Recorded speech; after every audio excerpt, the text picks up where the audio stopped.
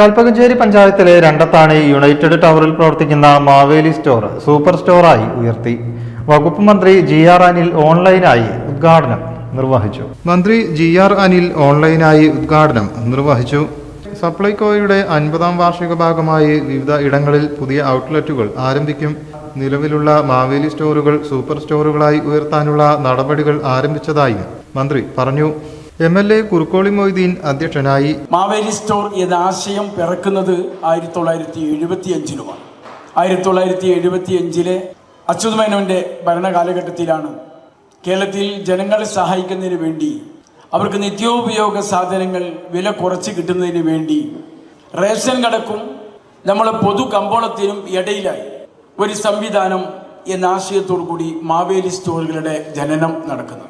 Supplyco regional manager G. Suma സ്വാഗതം പറഞ്ഞു.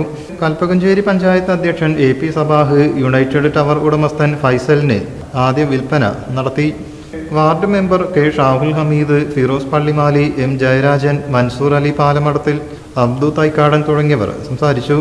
Tirur taluk supply officer KC Manoj Kumar നന്ദിയും പറഞ്ഞു. News bureau, Malappuram.